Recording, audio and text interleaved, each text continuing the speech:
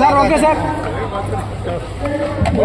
Okay okay okay sir logo ముందు పెట్టండి sir okay sir role sir రేపు ప్రధానమంత్రి గారు విశాఖపట్నం వస్తున్న సందర్భంగా రాష్ట్ర ప్రజల పక్షాన ప్రత్యేకంగా కృతజ్ఞతలు తెలుపుకోవడానికి ఒక అద్భుతమైన అవకాశంగా భావించి కూటమి ప్రభుత్వంలో జనసేన పార్టీ తెలుగుదేశం పార్టీ అపూర్వమైన స్వాగతం పలకడానికి అన్ని విధాలుగా మా నాయకత్వంతో స్థానికంగా ఉన్న మా జన సైనికులు వీరమహిళలతో కలిసి అనేక సమావేశాలు ఏర్పాటు చేసుకుని బహిరంగ సభలో పాల్గొనే విధంగా మరియు రోడ్ షో మార్గంలో కూడా ఖచ్చితంగా జనసేన పార్టీ నుంచి మా శ్రీలందరూ కూడా పాల్గొనే విధంగా మేము సమావేశాలు ఏర్పాటు చేసుకుంటూనే ఉన్నాం. అందులో భాగంగా ఇప్పుడు మా మహిళా నాయకులతో మా గౌరవ శాసనసభ్యులతో ఈ ప్రాంతంలో మేము పార్టీ పరంగా మేము చేసుకోవాల్సిన కొన్ని ఏర్పాట్లు వాటి గురించి పరిశీలించడానికి వచ్చాం.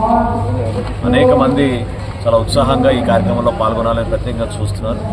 ఎందుకంటే ఉత్తరాంధ్రలో ఎప్పుడు కూడా ఈ భారీ స్థాయిలో పెట్టుబడులు ఎప్పుడు రాలేదు.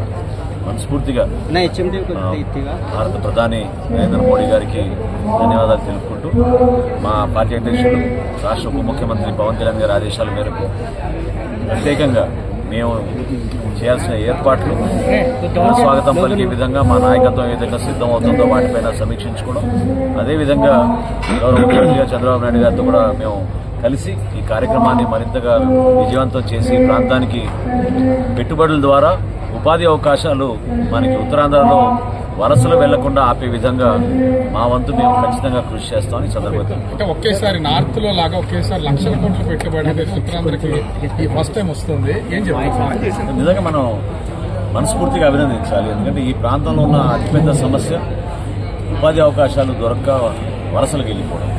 ఆ పరిస్థితి మారాలి, మన భవిష్యత్తు ఉందనే నమ్మకం మనం యువతలో కల్పించాలన్నప్పుడు ఇటువంటి ప్రాజెక్ట్స్ వచ్చినప్పుడే మనం ఆ విధంగా తీసుకురాగలుగుతాం.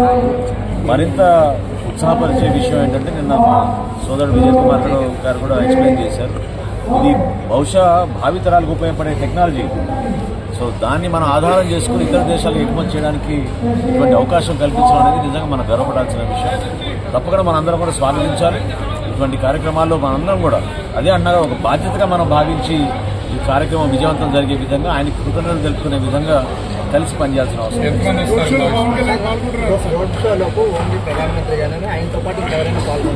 పూర్తి వివరాలు ఇక్కడ రాలేదండి, కానీ తప్పకుండా విజయవాడలో ఏ విధంగా మేము ఏర్పాటు చేసాము కదా ఎన్నికలప్పుడు ఆ రీతిలోనే ప్రజలందరూ కూడా వచ్చి ఘన స్వాగతం పలకాలనే ఆలోచన 3 పార్టీలు కలిసి మేము ఏర్పాటు చేస్తాం.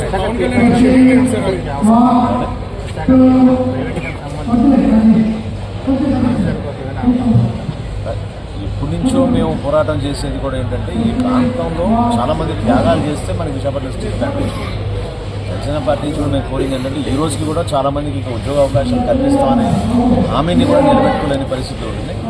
అన్నింటినీ అధిగమించి తప్పకుండా ఒక నమ్మకంతో ఒక భరోసా కష్టపడి తీసుకొచ్చిన ప్రాజెక్ట్ని మనం వదులుకోకూడదు, నిలబెట్టుకోవాలి. ఆ విధంగా రేపు 12 గంటల లోపే పవన్ కళ్యాణ్ వచ్చిన తర్వాత 3:30 కల్లా మేము ప్రధానమంత్రి గారి కలిసి తీసుకొచ్చిన కార్యక్రమం ఆయన పాల్గొంటాం. స్వచ్ఛందంగానే అందరూ చాలా ఉత్సాహంగా పాల్గొనడానికి ముందుకు వస్తున్నారు. మా క్యాడర్ కూడా మీరు చూసారే చాలా ఉత్సాహంగా ఉన్నారు. మా కార్పొరేటర్లు కానీ మా మహిళా నాయకులు వారు కానీ లేదా మా శాసనసభ్యులు అందరూ కూడా కలిసి కార్యక్రమాన్ని ఇంకా సక్సెస్ చేయడానికి కోసం అన్నట్టు.